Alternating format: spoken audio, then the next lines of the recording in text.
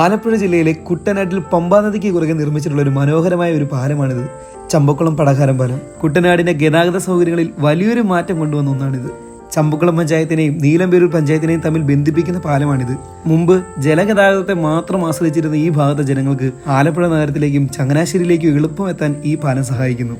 Guys, ഇപ്പൊ നമ്മൾ നിൽക്കുന്നത് ചമ്പക്കുളത്ത് പടകാരം പാലത്തിനാണ്. ഈ പാലത്തിന്റെ അടിയിൽ തന്നെ നമുക്ക് വോക്ക് വേകളുണ്ട്. ഇതാണ് ആ വോക്ക് വേ. നമുക്ക് ഈ ചമ്പക്കുളത്തെ കുറെ വിശേഷങ്ങൾ നമുക്ക് കാണാം.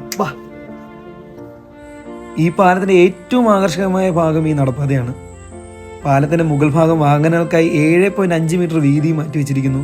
താഴത്തെ നിലയിൽ ഇരുവശത്തായി 1.7 മീറ്റർ വീതിയുള്ള നടപ്പാതകളാണ് ഒരുക്കിയിട്ടുള്ളത്. കേരളീയ വാസ്തുവിദ്യയിൽ നിർമ്മിച്ച 8 വാച്ച് ടവറുകളാണ് ഈ പാലത്തിനുള്ളത്. സഞ്ചാരികൾക്ക് വിശ്രമിക്കുവാനും പമ്പാ നദിയുടെ ദൃശ്യങ്ങളൊക്കെ ആസ്വദിക്കാനും ഇത് നല്ല രീതിയിൽ സൗകര്യമൊരുക്കുന്നു.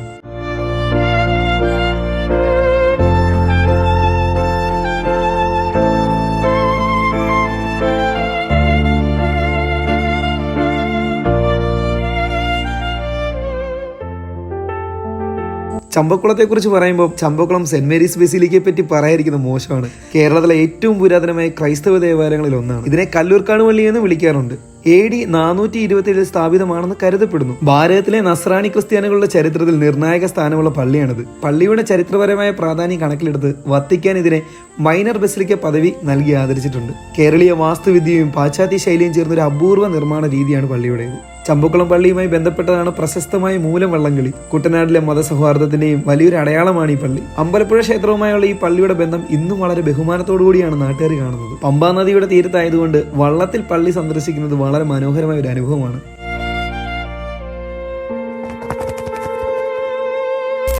കുട്ടനാട മേഖലയിലേക്ക് വരുമ്പോൾ നമുക്ക് ഒരിക്കലും ഒഴിവാക്കാൻ പറ്റാത്തൊരു കാര്യമാണ് പാടശേഖരത്തിലൂടെയുള്ള നടത്തം. ഞാൻ ഷൂവൊക്കെ ഊരി നമ്മുടെ അന്നമാണ് ഒരുപാട് ആസ്വദിച്ചു. കാരണം എൻ്റെ നാട്ടിൽ നിന്നും കുട്ടനാട്ടിലേക്ക് വരുമ്പോഴത്തേക്കിനും ഈ പ്രകൃതി ഭംഗി ഒരുപാട് നമുക്ക് ആസ്വദിക്കാൻ പറ്റും. കാലാവസ്ഥാ വ്യതിയാനങ്ങൾ സംഭവിച്ച് നമ്മുടെ സഹോദരങ്ങൾ ഒരുപാട് കഷ്ടപ്പാടുകൾ ഈ മേഖലയിൽ അനുഭവിക്കുന്നുണ്ടെങ്കിൽ പോലും അതൊക്കെ ജീവിതത്തിൻ്റെ ഒരു പാർട്ടായിട്ട് മാത്രം കണ്ടുകൊണ്ട് അവർ പ്രകൃതിയെ സ്നേഹിക്കുമ്പോൾ അല്ലെങ്കിൽ കൃഷിയെ സ്നേഹിക്കുമ്പോൾ അത് നമുക്ക് ഇതുവഴി നടന്നു പോകുമ്പോൾ നന്നായിട്ട് ഫീൽ ചെയ്യാൻ പറ്റും.